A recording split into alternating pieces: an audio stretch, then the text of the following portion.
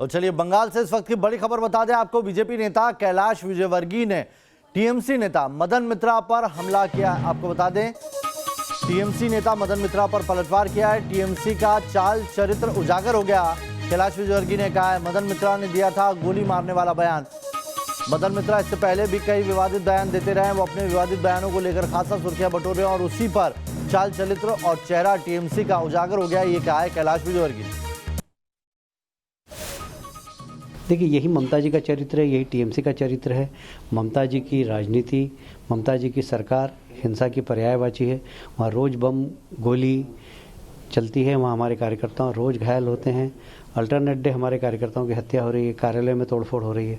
तो कुल मिलाकर अराजकता का वातावरण ममता जी ने बनाया है, पर हमारे कार्यकर्ता दमखम के साथ वहाँ लगे हुए हैं और जनता भी देख रही है कि यह वही बंगाल है क्या जो स्वामी विवेकानंद का था, जो बाबा रामकृष्ण जी का था, जो रविन्द्रनाथ टैगोर का था, जो बंकिम चट्टोपाध्याय का था। ये क्या वही बंगाल है?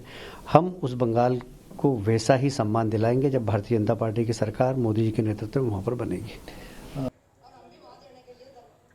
तो कैलाश विजयवर्गीय यही नहीं रुके। मदन मित्रा को आड़े हाथों लेते हुए टीएमसी पर वार करते हुए उन्होंने ममता पर भी हमला किया। माओवादियों को उन्होंने जमानत कराकर अपने चुनाव प्रचार में लगा लिया है। तो अब ये कोशिश कहना चाहती हूँ देश की जनता से कि माओवादी बहुत अच्छे हैं। ममता जी का सर्टिफिकेट भारतीय जनता पार्टी के लिए ज़रूरी नहीं है। देश की जनता ने भारतीय जनता पार्टी को प्रमाण पत्र दिया है। देश की जनता ने भारतीय जनता पार्टी के कार्यकर्ता नरेंद्र मोदी जी को प्रधानमंत्री दूसरी बार बनाया है। इसलिए ममता जी के प्रमाण पत्र की हमको आवश्यकता नहीं है। जनता प्रमाण पत्र देके आने वाले विधानसभाओं में कि माओवादियों को संरक्षण देने वाली ममता जी सही है या इस देश के अंदर विकास का रास्ता दिखाने वाली भारतीय जनता पार्टी सही है। ये विधानसभा के चुनाव में बहुत स्पष्ट हो जाएगा। तो बंगाल में विधानसभा चुनाव का वक्त जैसे जैसे करीब आ रहा है, इसी तरीके के बयान और पलटवार का दौर जारी है। वहीं हिंसा भी चरम पर दिख रही है। टीएमसी कार्यकर्ता सरेआम विपक्ष खासकर बीजेपी को टारगेट करते दिख रहा है।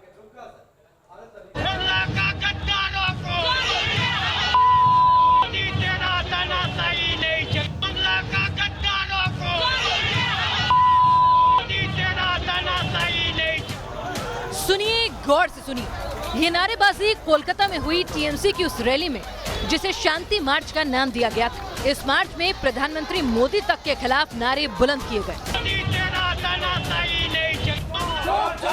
दरअसल जैसे जैसे विधानसभा चुनाव की तारीख करीब आ रही है, बंगाल की सियासी फिजा बिगड़ती जा रही है, हिंसा बढ़ रही है, टीएमसी नेता बेलगाम होते दिख रहे हैं। ज्यादा वक्त नहीं बीता जब सीएम ममता के लेफ्टिनेंट मदन मित्रा सरेआम बीजेपी को टारगेट करते देखे गए। एक टाइम का आवाज था पाकिस्तान दूध चाहो तो खीर देंगे, कश्मीर चाहो तो चीर देंगे। और आवाज आज कोना से उठ रहे हैं। सुनो बीजेपी वालों, दूध मांगो तो खीर देंगे, अगर बंगाल मांगो तो चीर देंगे। बंगाल में इन दिनों हालात ये हैं कि सियासतदानों की जुबान से बारूद बरस रहा है, वहीं कार्यकर्ताओं के हाथों में बम। हिंसा और हंगामे की ये तस्वीरें पश्चिम बंगाल के दक्षिण दिनाजपुर इलाके की हैं। यहाँ 2 टीएमसी कार्यकर्ताओं को अज्ञात लोगों ने गोली मारकर मौत के हवाले कर दिया, जिससे अफरा तफरी मच गई। अब इन तस्वीरों को देखिए। बर्धमान के पूर्वास्थली इलाके का अस्पताल है, जहां बीजेपी के 2 समर्थक बेहद गंभीर हालत में लाए गए हैं। बीजेपी का आरोप है कि इन लोगों पर टीएमसी कार्यकर्ताओं ने बम फेंके थे। हिंसा और हंगामे के बीच बंगाल में रोहिंग्या घुसपैठ का मामला भी सुर्खियां बटोर रहा है। बंगाल बीजेपी अध्यक्ष दिलीप घोष ने टीएमसी पर बड़ा आरोप लगाते हुए दावा किया है कि टीएमसी के शहर पर रोहिंग्या सूबे में घुसपैठ कर रहे हैं। बंगाल में 4 से 5 लाख घुसपैठियों को वोटर बना दिया गया।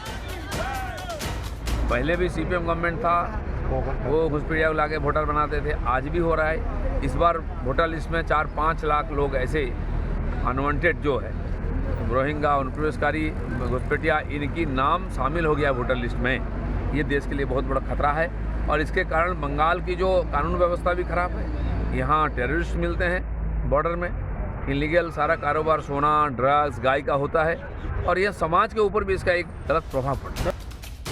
बंगाल में इन दिनों पोस्टर फाड़ पॉलिटिक्स का भी जोर है। तस्वीरें मिदनापुर की हैं। यहाँ बीजेपी कार्यकर्ता इस बात का विरोध कर रहे हैं कि टीएमसी के शोहदे उनके नेताओं के पोस्टर फाड़कर गायब हो जाते हैं। बीजेपी का आरोप है कि टीएमसी के टारगेट पर शुभेंदु अधिकारी हैं, जिन्होंने हाल में टीएमसी छोड़कर कमल थाम लिया।